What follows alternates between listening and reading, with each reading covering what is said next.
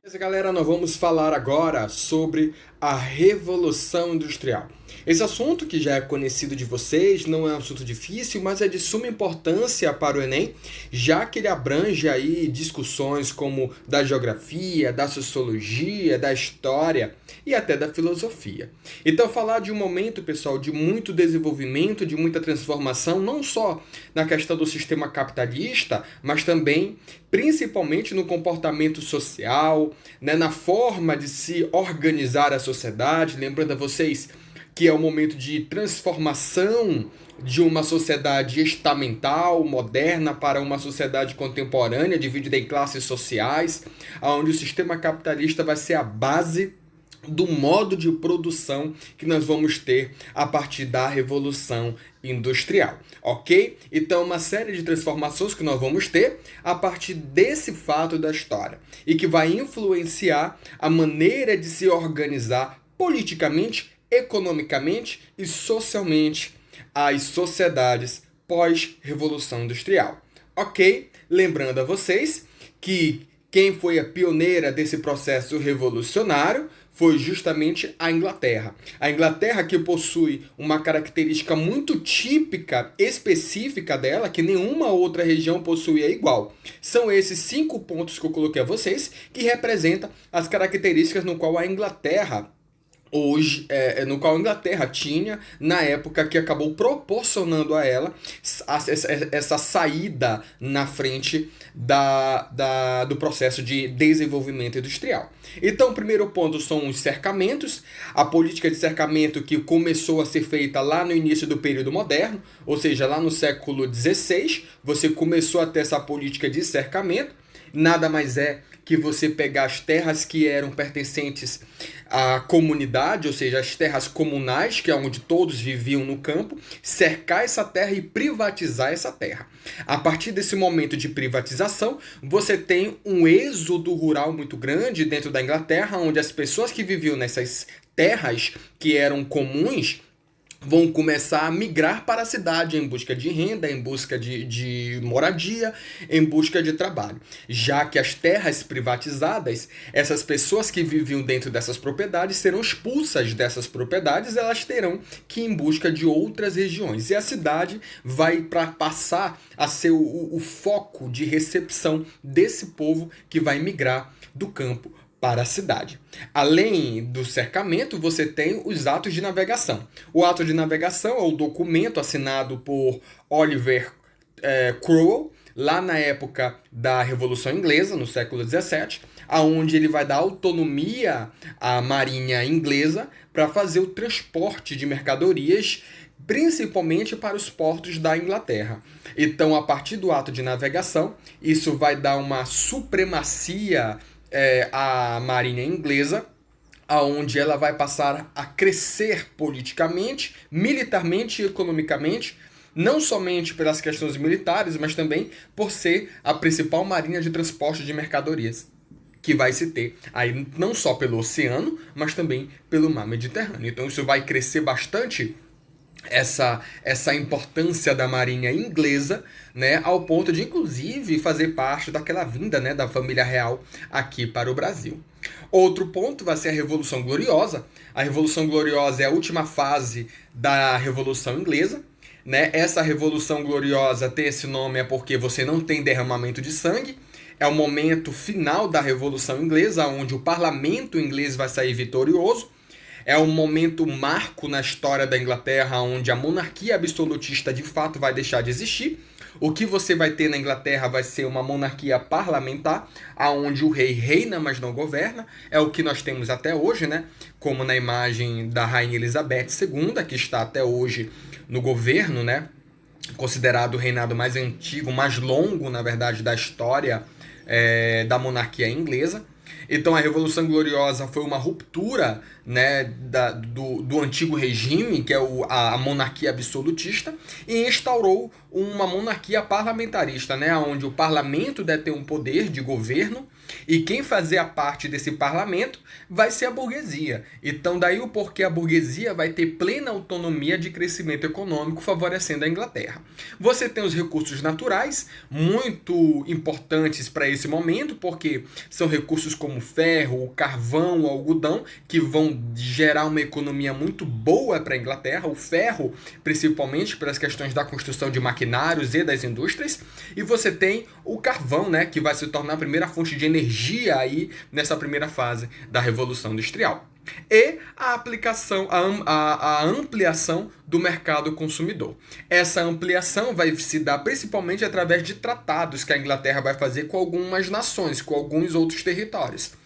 Um exemplo que eu dou a vocês é o que a Inglaterra fez com a coroa portuguesa. O tratado, por exemplo, da abertura dos portos das Nações Amigas, lá em 1808, quando Dom João VI chega ao Brasil, ele assina esse tratado, abre os portos para as mercadorias inglesas venderem aqui no Brasil. Além do tratado que você vai ter de abertura dos portos, você tem, por exemplo, lá em 1810, o tratado também assinado pelo Dom João VI, que é o Tratado, né, de Aliança e Comércio, aonde você tem a facilidade da venda de mercadorias inglesas aqui dentro do Brasil, pagando juros e impostos bem mais baixos do que até mesmo os portugueses. Então são práticas que a Inglaterra vai ter que vai facilitar o desenvolvimento industrial, daí o porquê ela vai se tornar pioneira nesse processo de desenvolvimento. Lembrando a vocês que a história divide a Revolução Industrial em 3 fases. A primeira fase, de 1760 até 1850. A segunda fase, de 1850 até 1960. E a terceira fase, que pega de 1960 até hoje. A primeira fase que você vai ter vai ser um marco na Inglaterra, porque vai ser especificamente na Inglaterra, esses 40 primeiros anos, de 1760 até 1800, vão ser nesses 40 primeiros anos que vai se dar exclusivamente na Inglaterra, e a política de cercamento vai facilitar muito, já que esse êxodo rural direto para as cidades vai facilitar com que a mão de obra cresça ao ponto de suprir a necessidade da indústria. Então a política de cercamento vai facilitar com que a Inglaterra desenvolva o primeiro conglomerado industrial dentro do seu território, tá? De toda a Europa. Ok? Então nessa primeira fase a Inglaterra vai se tornar pioneira. Também na primeira fase você tem territórios como Países Baixos. A França vai começar o seu processo de industrialização também nessa primeira fase, tá, da Revolução Industrial, só que já a partir dos anos de 1800, tá, quando você vai ter, por exemplo, Napoleão Bonaparte iniciando o processo de industrialização dentro da França. Ok? Então esse primeiro momento vai ser o marco por algumas inovações que você vai ter, como por exemplo o tear mecânico, que servia para a indústria têxtil, que vai dar mais agilidade à produção. Você tem a máquina a vapor, e entre essa máquina a vapor eu destaco a vocês a ferrovia. Um marco nessa primeira fase da Revolução Industrial foi a criação da ferrovia a vapor. A ferrovia que servia para transporte de mercadorias e transporte de pessoas de uma região para outra, dando agilidade de locomoção e agilidade no transporte de mercadorias, né? Que era tanto que o sistema capitalista e as indústrias na época precisavam de agilidade, já que tempo passou a valer dinheiro, tá? Então, a ferrovia a vapor foi um marco, assim como a fonte de energia a carvão mineral, que servia para mover essas ferrovias e até as embarcações, tá? A partir de 1850, você tem a segunda fase da Revolução Industrial, que é justamente marcado pela expansividade da industrialização. Você tem a Europa inteira se industrializando, Japão e Estados Unidos, os únicos territórios fora da Europa que vai passar por esse processo. o caso do Japão, eu destaco a vocês, aquele que for estudar, a era Meiji, né? A era Meiji, ou a dinastia Meiji, foi a responsável pelo início da industrialização dentro do Japão, fazendo com que ele se tornasse uma grande potência aí na porção asiática, tá? Então não esqueça de dar uma lida, uma estudada aí na famosa era Meiji, ok? Nessa segunda fase você tem um avanço da ciência e essa relação da ciência com a técnica cada vez mais forte. A ciência que vai trazer a inovação não somente para a indústria, mas como, por exemplo, cura para as doenças, né? Você vai ter o desenvolvimento de novos medicamentos, da indústria química, tá? Então tudo isso vai facilitar com desenvolvimento industrial europeu, ok? Vão surgir, por exemplo, novas matérias-primas como o aço, a eletricidade e o petróleo principalmente, tá? O aço que vai ser uma descoberta muito boa para a indústria, já que o aço ele é mais maleável do que o ferro de ser trabalhado. A eletricidade que vai servir como base de fonte de energia para as indústrias. É aqui que a gente vai ter a perda da noção de tempo de trabalho, porque antes trabalhava-se só de dia, porque à noite não se enxergava o maquinário. Agora, com a energia elétrica, você já tem essa continuidade do trabalho passando inclusive para a noite. Tá? Então você vai ter esse avanço trabalhista muito grande. E o petróleo, que aos poucos vai substituir o carvão mineral, ao ponto de se tornar a principal fonte de energia das indústrias. Tá? O petróleo que vai servir não só para fonte de energia, mas também para a confecção de outros produtos, como o plástico, por exemplo. Ok?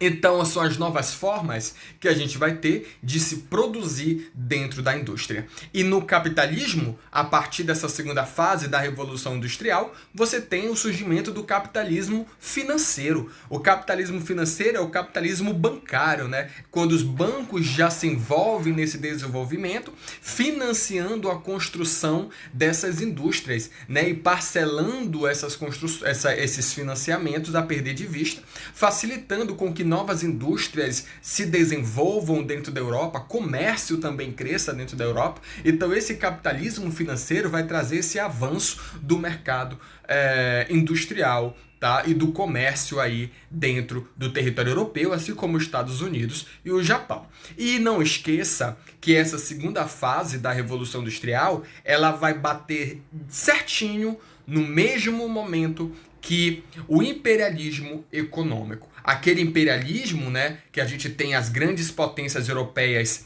se voltando para territórios como a África e a Ásia, aí vai acontecer a famosa partilha da África, né, quando essas regiões vão fragmentar o território africano de acordo com seus interesses, em busca de matéria-prima, né, em busca de mercado consumidor, ou seja, são práticas políticas que serão feitas e que vão ser promovidas com a necessidade de em busca de mercado consumidor e matéria-prima para desenvolver produtos dentro da indústria. Então a Revolução Industrial vai trazer uma série de necessidades, como esse imperialismo que eu estou falando a vocês, assim como vai trazer o sentimento de concorrência comercial para essas nações, que lá na frente vai resultar no que nós chamamos de Primeira Guerra Mundial, graças a essa busca incessante de mercado consumidor, matéria-prima, dominação de outros territórios, né, de outras regiões, ao ponto de acirrar a comercialização entre essas grandes potências, ok? De uma maneira sucinta, aí vocês estão vendo a Revolução Industrial, a primeira fase, né? Que tem como símbolo a máquina a vapor, o carvão mineral como fonte de energia, né? Aí você começa a ter a maquinofatura substituindo a manufatura, né? A maquinofatura, que é o avanço do maquinário substituindo a mão de obra humana. A segunda fase já tem um avanço como a eletricidade, o petróleo como fonte de energia e de produção também. Você já começa a ter uma comunicação mais fácil com o avanço da imprensa. E a terceira fase, que é a que nós temos até hoje, é o avanço da biotecnologia, da nanotecnologia, mecatrônica, informática, né? Vivemos em um mundo altamente informacional com o avanço da ciência e da comunicação em massa, que é justamente essa terceira fase que nós temos aí da Revolução Industrial. Ok? Então nós temos uma sociedade dividida em capitalista e proletariado, que é bem marxista, né, esses termos. O capitalista nada mais é que o dono dos meios de produção, ou seja, o patrão, e o proletariado, que é o dono da força de trabalho, que é o empregado, tá certo? Essa relação vai se dar de conflito através de muita crise, que você vai ter a chamada luta de classes, ok? As condições de trabalho são condições altamente precárias, você tem alta jornada de trabalho, falta de direitos trabalhistas, não existiam leis que amparassem o trabalhador,